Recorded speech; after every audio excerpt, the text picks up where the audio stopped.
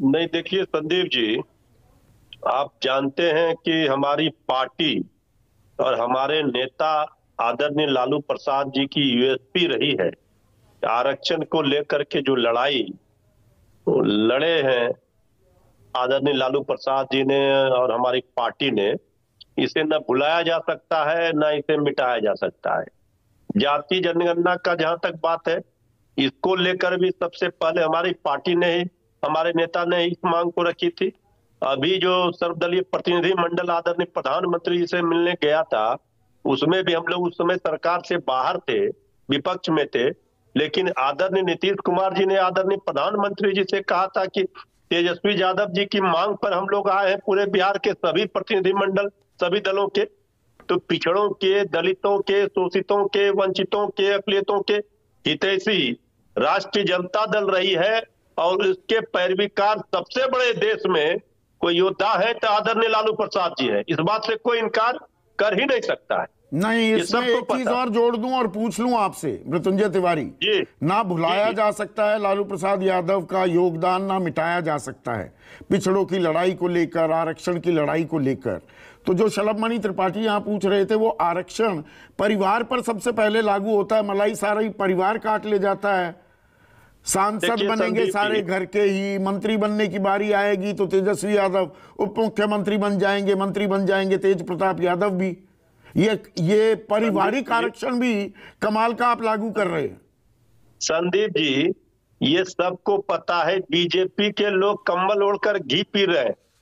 BJP के परिवारवाद का लिस्ट अगर हम गिनती करेंगे तो अभी बहुत समय देना पड़ेगा आपको। यहाँ तो अगर आज डिप्टी सीएम श्री तेजस्वी यादव जी हैं, तो जनता के द्वारा चुने गए हैं और सभी विधायकों ने मिलकर के उनको नेता चुना है।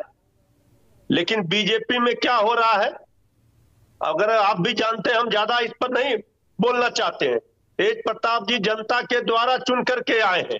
अगर उनके पिता ने, आदरणीय लालू प्रसाद जी ने जो लड़ाई लड़ी है, जो सेवा किया है गरीबों के, पिछड़ों के, दलितों के, वंचितों के, उस काम को, उस मसाल को आगे बढ़ा रहे श्री तेजस्वी यादव जी, उनके लाल और श्री तेज प्रताप जी। इसमें बुराई क्या है? तो भारतीय जनता पार्टी के लोगों के परिवार राजनीति करे तो वो अच्छा है, लेकिन आदरणीय लालू प्रसाद जी का परिवार राजनीति में है तो इसके लिए बीजेपी को दर्द होता है। पर मुझे ये बताइए, एक मिनट, एक चीज ये बताइए, जब ये लड़ाई की जो बात हो रही है, ये 2024 की ही तैयारी होती दिख रही है ना?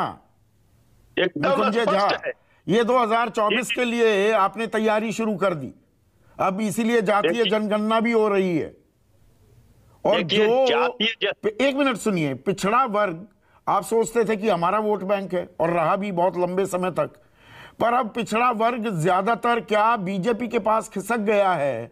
वो चुनाव के वक्त पिछड़ा वर्ग ही नहीं रह जाता, जो आप उसको बनाए रखना चाहते हैं वो हिंदू भी बन जाता है। क्या यहां असल पेच है? नहीं, देखिए, कोई पेच नहीं है। काठ की हांडी दोबारा नहीं चढ़ती संदीप जी। बहुत मौका बीजेपी को मिल गया। पिछले 9 वर्षों से आदरणीय प्रधानमंत्री जी, अभी हमारे बीजेपी के प्रवक्ता कह रहे थे त्रिपाठी जी कि हम जात पात नहीं करते, अगड़ा पिछड़ा नहीं करते। हम ये स्वीकार करते हैं कि ये सामाजिक, ये सच्चाई है कि जाति आती है। आपने भी कहा कि आदरणीय प्रधानमंत्री जी पार्लियामेंट में अपने मंत्रियों का परिचय जाति से कराते हैं। इसी मुजफ्फरपुर बिहार में आदरणीय प्रधानमंत्री जी ने कहा था कि हम पिछड़ा का बेटा है। तो आदरणीय प्रधानमंत्री जी बीजेपी करे तो सब ठीक है, दूसरा करे तो जाति पाति हिंदू, ये हिंदू मुस्लिम में लड़ाई लड़ाएंगे। यहाँ सारे लोग जो बैक बेंचर हैं, जो समाज के अंतिम पंक्ति में बैठे हैं, उस तक कैसे सरकार की योजनाओं का लाभ पहुंचे, उनके साथ कैसे न्याय हो, यही ना सामाजिक न्याय है। तो सामाजिक न्याय में जो शलभ पूछ रहे हैं मृत्युंजय तिवारी कि भाई अगर हिंदुओं में अगड़े हैं, पिछड़े हैं, एससी हैं, एसटी हैं, तो मुसलमानों में भी अगड़ी और पिछड़ी जातियों में अब वो बढ़ चुका है। हालांकि वहां पर जाति प्रथा है नहीं, पर वो हो चुका है, तो उनका आकलन भी करवा लीजिए ना। देखिए, ऐसा जो पॉलिटिक्स सूट करती है वो क्यों करते हैं आप?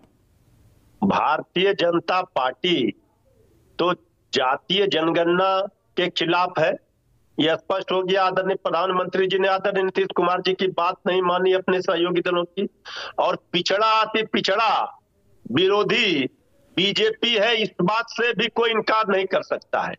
भारतीय जनता पार्टी जो चाहती है कि पर हम बड़ा तबका पिछड़े वर्ग में अब बीजेपी के साथ आ गया है। नहीं, देखिए, पिछड़े वर्ग के लोग बीजेपी के साथ, जो बात आप कह रहे हैं संदीप जी, ठीक है कि बीजेपी ने उनको, जो आपने कहा कि हिंदू मुस्लिम के नाम पर कुछ जगहों पर इस चीज को भ्रम में रख करके उनको फंसाया, लेकिन अब उनको ये पता चल गया, ये वोट के पता खातिर चल ये गया उनके है या पता लगाने की ही कवायद